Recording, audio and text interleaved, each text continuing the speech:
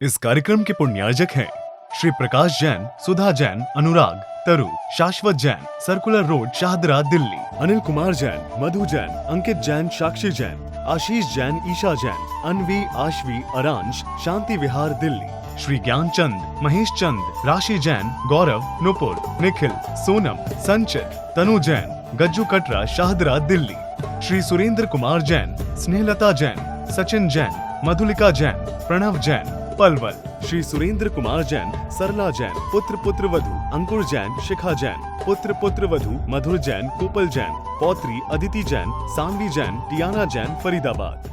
तीन भुवन में सार बीत राग विज्ञानता, शिव स्वरूप शिविकार, नमः त्रियोग समार के। मन वचन काय की सावधानी पूर्वक वीतरा विज्ञानता को यहाँ नमस्कार किया गया है। तीनों लोकों के अनंत जीव हैं, अनंत जीवों की अनंत इच्छाएं नहीं है। इच्छा एकमात्र है सुखी होने की और दुखी नहीं रहने की। तो दुखों को दूर करने वाली, सुख को देने वाली आत्म कल्याणकारी शिक्षा हमें वीतरागी संतों के माध्यम से प्राप्त हो रही है। हमारे अब आध्यात्मिक कईवर तीसरे नंबर के छंद के माध्यम से बहुत गहरी बातें हम सबको बताना चाहते हैं। इसकी मीमांसा पिछले 2 अंकों में हो चुकी है।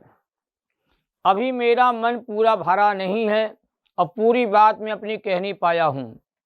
तो तीसरे छंद की चर्चा आज पुनः प्रारंभ करते हैं। छंद बहुत मार्मिक है और सभी श्रोताजन इस छंद को अपने मन में गुनगुनाते रहें। ताही सुनो भवि मन थिरयान, जो चाहो अपनो कल्याण, मोह महामद पियो अनादि, भूल आप को भर मतवादी। ये बहुत मार्मिक छंद है। यदि मैं अपना आत्म कल्याण करना चाहता हूँ तो मन की एकाग्रता के साथ हमें जिन वचन को सुनने के भाव कहते अंदर से जगाना चाहिए। जिन वचन सुनने की आवश्यकता में क्यों पड़ी? क्योंकि यह जीव अनादि काल से ही मोह रूपी महामद का सेवन करता हुआ चला आ रहा है। मोह की मदिरा जीव ने अनादि काल से कहते पी रखी है और मोह का इतना गहरा नशा है कि यह मोह का नशा जीव का अनादि काल से आज तक कहते हैं उतरा नहीं है। अब मोह के नशे में प्राणी इतना पागल हो गया है कि अपने आप को भूल गया कि मैं कौन हूं, मेरा क्या स्वरूप है। इस बात को कहते मोही प्राणी कहते कभी समझ नहीं पाता है। जब मोह की नशे की हालत थोड़ी सी कमजोर होती है तो वह जिन वाणी सुनने के भाव जगाता है, अपनी खबर करने की भावना उसकी होती है। तो मोह को महामद क्यों कहा गया है? जैसे शराबी व्यक्ति होता है, शराब के नशे में अपनी पत्नी को भूल जाता है और कई पत्नी को कहते माता भी कह देता है, कभी कहते उसे बहन भी कह देता है, पर पत्नी को पत्नी के रूप में पहचान नहीं पाता नशे के कारण से। वैसे यह प्राणी कहते मोह के नशे के कारण से यह प्राणी जो है पर द्रव्यों को, पर पदार्थों को, शरीर आदि को, संयोग आदि को, कुटुंब आदि को, इन सब को अपना मान लेता है और अपने चेतन स्वरूप आत्मा को कहते हैं अपना स्वीकार नहीं कर पाता है। इसलिए मोह को महामद कहना पड़ा। ये महामद जो है ये अनादि काल से ही कहते हैं जहरीला हो रहा है। मोह को जहर की संज्ञा भी दी है। जब तक मोह का जहर नहीं उतरता है तब तक कोई प्राणी सम्य दृष्टि ज्ञानी धर्मात्मा नहीं होता है। अनेक संयोग अनेकों बार अनेक भाव में छूट जाते हैं। शरीर आदि का संयोग भी कहते हैं अनेकों बार छूट गया। परिवार कुटुंब की व्यवस्था भी अनेकों बार परिवर्तित हो गई, बदल गई है, पर मोह ज्यों का त्यों ही बैठा रहा। एक तो संसार का प्राणी कहते मोह का स्वरूप ही समझ नहीं पाया कि मोह है क्या।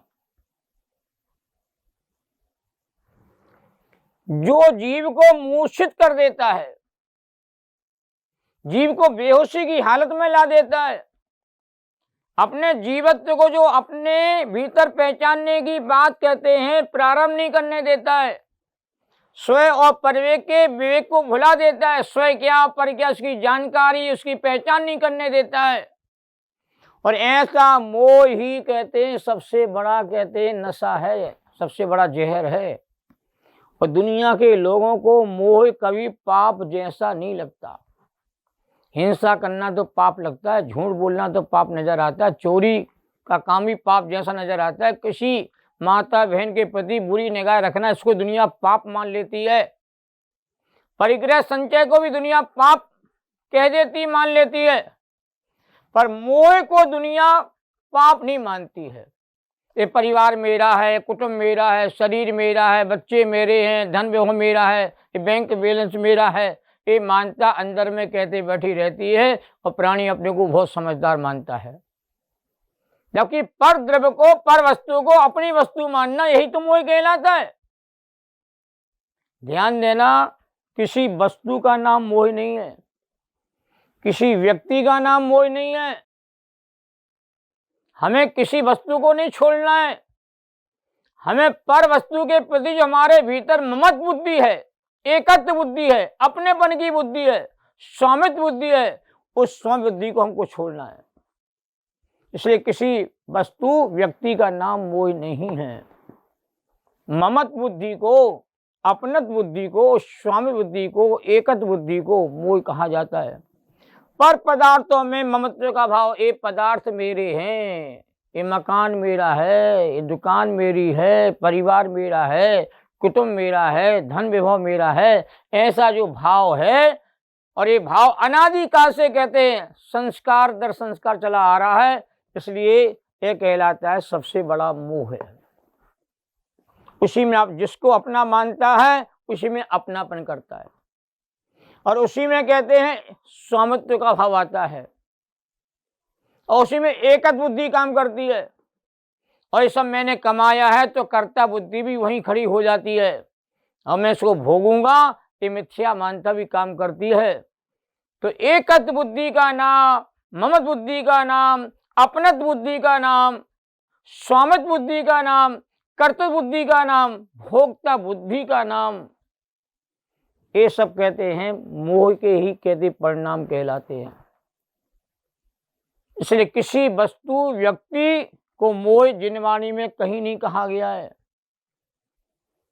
मैंने बहुत सारे एग्जाम्पल आपके सामने रखने की कोशिश की है, क्योंकि दुनिया मोह, राग और द्वेष को समझ नहीं पाती है। और जिनवाणी सब जगह कहती मोह, राग, द्वेष ही दुख की खान है। दुनिया दुखी है तो मोह से दुखी है, राग से दुखी है, द्वेष से दुखी है। धन नहीं है इसलिए दुखी नहीं है, परिवार आदि नहीं इसलिए दुखी नहीं है। मोह, राग, द्वेष के परिणाम होने से सारा जगत के दुखी रहता है। इस बात को समझने के लिए मैं थोड़ा सा आपका ध्यान यहाँ केंद्रित करना चाहता हूँ।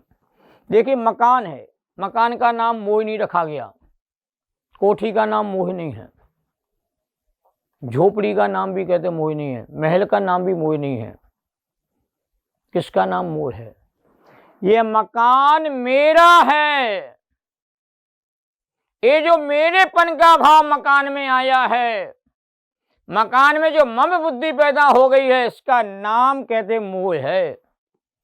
और मकान मैंने बहुत बढ़िया बनाया है, बहुत अच्छा बनाया है, बहुत बढ़िया मकान बन के तैयार हो गया है, ऐसे मकान के गीत गाए जा रहे हैं, मकान की महिमा गाई जा रही है, इसका नाम कहलाता है राग। इसको राग बुद्धि बोलते हैं। और राग का दूसरा नाम है इष्ट बुद्धि। और मकान बढ़िया नहीं बना, बहुत पैसा लग गया है, और बढ़िया बन के तैयार नहीं होगा, मकान को मैं दोबारा मिटा के नया बनाऊंगा।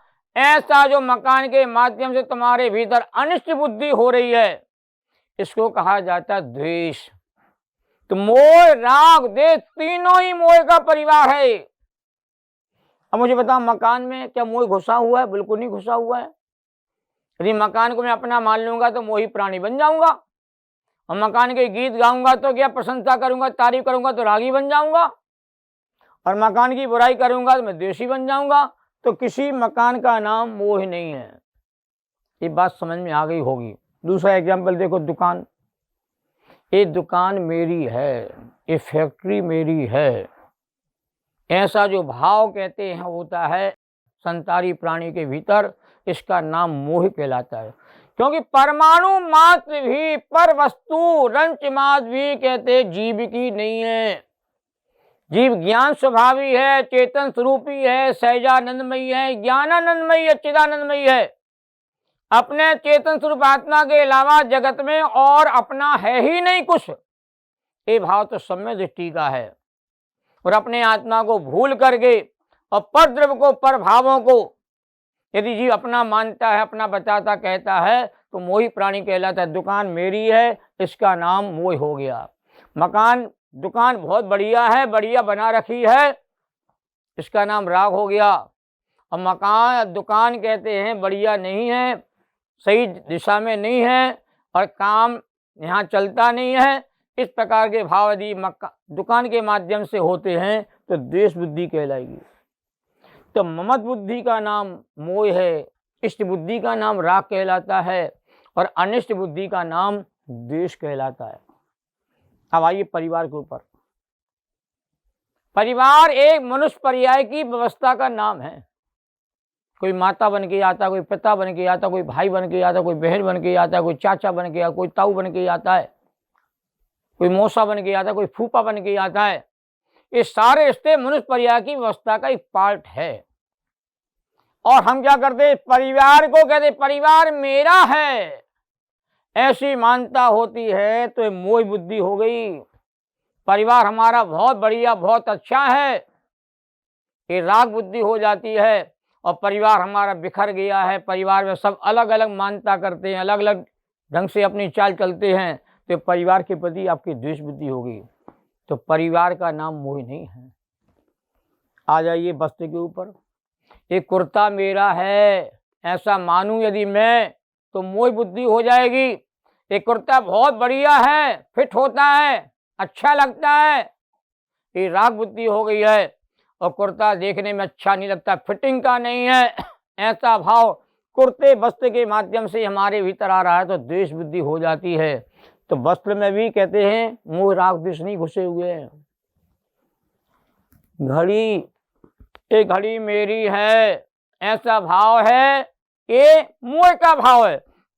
घड़ी बहुत बढ़िया है, अच्छा समय देती है, देखने में अच्छी लगती है, पहनने पर जचाव आ जाता है, बढ़िया लगने लगता हूँ, ये भाव है राग बुद्धि का।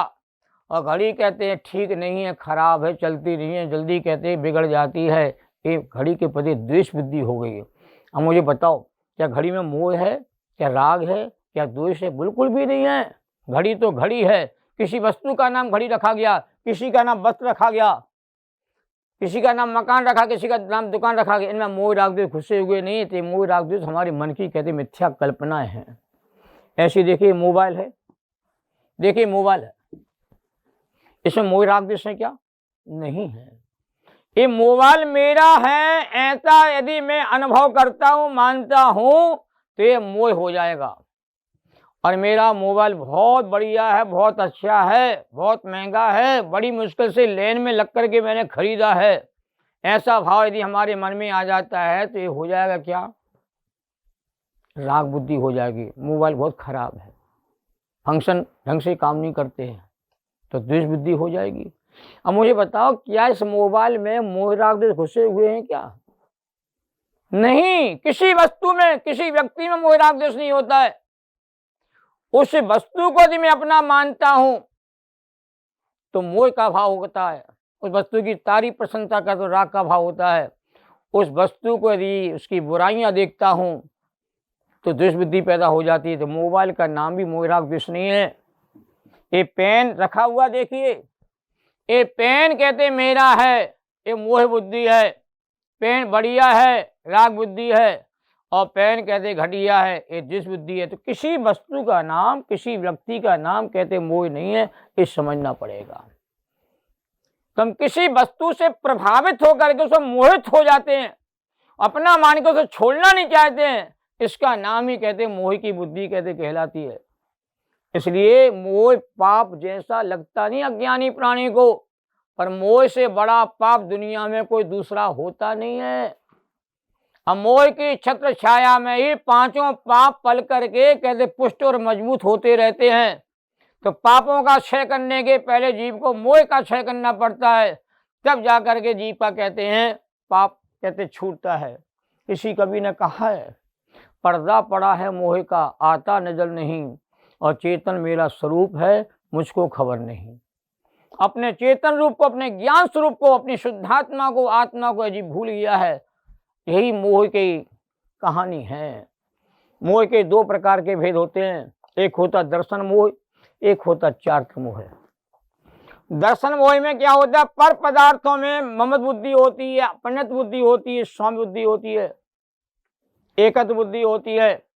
और चात्र मोह में जो राग देश के परिणाम होते हैं उनको चात्र मोह के परिणाम कहा जाता है। और राग देश का दूसरा नाम है कसाय। तो प्राणी कसाय भाव से दुखी होता है।